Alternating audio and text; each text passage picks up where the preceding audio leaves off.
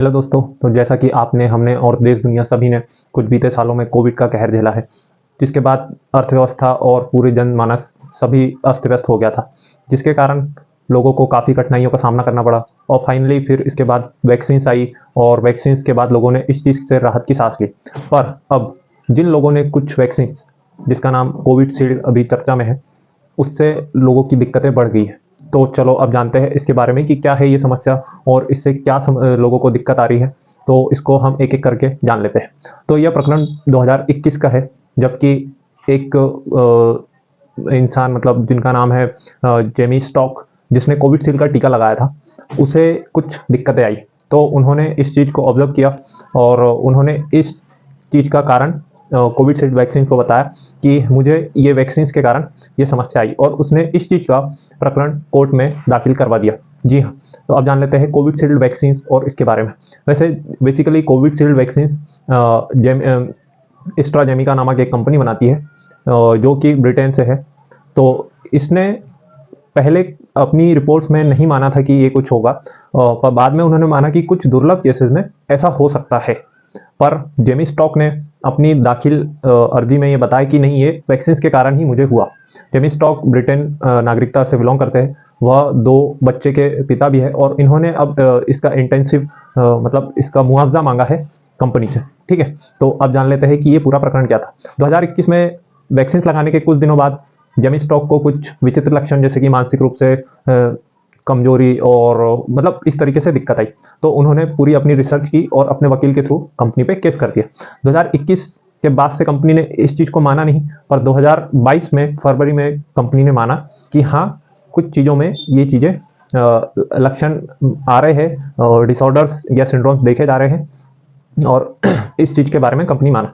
चलो अब इसके बाद जान लेते हैं कि इसके और क्या क्या सिंड्रोम्स दिखा रहे हैं, क्या लक्षण है, इसका क्या उपाय बताया कंपनी ने, और इंडिया में इस पर क्या असर है।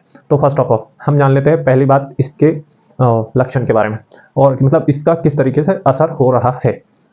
तो इसमें जो वैक्सीन है, इसके कुछ पॉजिटिव रिजल्ट दिख रहे हैं, कुछ नेगेटिव रिजल्ट। तो नेगेटिव रिजल्ट में ये हो रहा है कि ये ब्लड में गाढ़ापन बढ़ा दे रहा है, मतलब ब्लड की थिकनेस बढ़ जा रही है, जिसके कारण कि पैरों में, हार्ट में और ब्रेन में इसका थक्का जम जा रहा है, जिसके कारण brain haemorrhage, heart attack, blood clotting, या पेट में यदि इसका असर है तो ब्लीडिंग, उल्टी, इस तरीके के इसमें लक्षण दिखाई दे रहे हैं। ठीक है। इसके बाद कंपनी ने इसके बारे में एक स्पष्ट रिपोर्ट तो अभी पेश नहीं की है, पर बताया गया है कि जिनको ये लगा है वो कुछ ऐसी हैवी वर्कआउट या ऐसा कुछ ना करे जिनसे कि ये चीज़ें बढ़े। ठीक है। ये केसेस का अब इंडिया पे असर जान लेते हैं।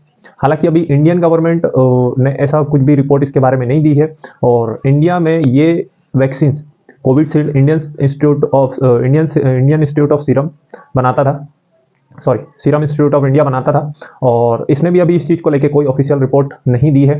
इंडिया में पिछले साल बीते दिनों गरबा खेलते समय 22 लोगों की इसी तरीके से हार्ट अटैक से मौत हुई, और कानपुर में कुछ और ऐसे केसेस आए, पर अभी तक इसका कुछ भी वैलिड प्रूफ नहीं दिया गया है। और ये केसेस के बारे में जानकारी दी गई थी कि ये किसी और रीज़न से इनकी डेथ हुई है, किसी की थकान और नेचुरल हार्ट अटैक से हुई, तो किसी की ठंड में हार्ट अटैक से मौत हुई, इस तरीके से बताया गया है।